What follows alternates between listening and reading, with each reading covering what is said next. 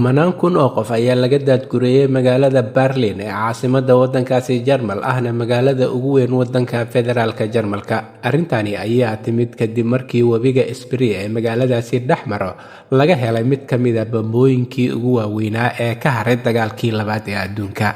waddanka Jarmalka ayaa waxaa dhacda marar badan magaalooyin kala duwan oo dalkaasi ku yaalo in laga helay bambooyin hore oo aanan weli qarxin kuwa oo ka haray dagaalkii labaad ee adduunka oo uu dalkaasi galay.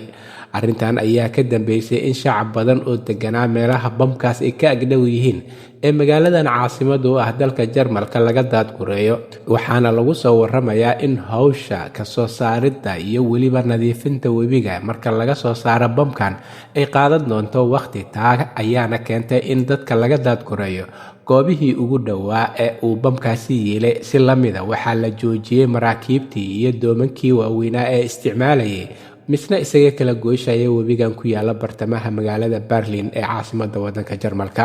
Waxaa sidoo kale hakad la geliyay tareemada iyo isu socodkooda si dadweynaha looga taxadiro. Booliiska ayaa sheegay in ay bilaabeen daadgureyntan oo ah midii ugu weyneed ee waayadan ka dhacdo magaaladan caasimadda u ah Jarmalka, waxaana lagu soo waramayaa in goobta laga helay bamkani ay tahay Meta oo ah meel taariikh ku leh dalka Jarmalka, sidoo kalena dalxiisayaashu ay aad ugu badan yihiin. Arbacadii hore ayaa sidoo kale magaalada Spandau ee duleedka magaalada Berlin waxaa iyadana laga helay bam, taa oo kaliftay in dadweynaha ku nool magaaladaasi qaybo ka mid ah laga daadgureeyo. Waxaana la soo sheegayaa in isla magaaladaas iyaguna laga daadgureeyay ilaa iyo 12,400 oo qof oo ku hareereysnaa goobta bamkaasi laga helay. Jarmalka ayaa lagu soo waramayaa tan iyo dagaalkii labaad ee adduunka kadib in laga helayo goobo kala duwan oo waddankaasi ku yaalo bambooyin waaweyn oo aad u culus kuwa oo aan weli qarxin, taa oo kalifaysa in dadweynaha laga daadgureeyo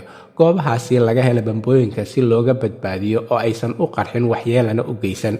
Halka ay wararka kuwooda ugu doorkaroon idinkaga imaanayaan waa Somali Voice in Norway ama codka Soomaaliyeed ee Norway, waxaana idinla socodsiinayay aniga oo Cabdulaahi Shiine.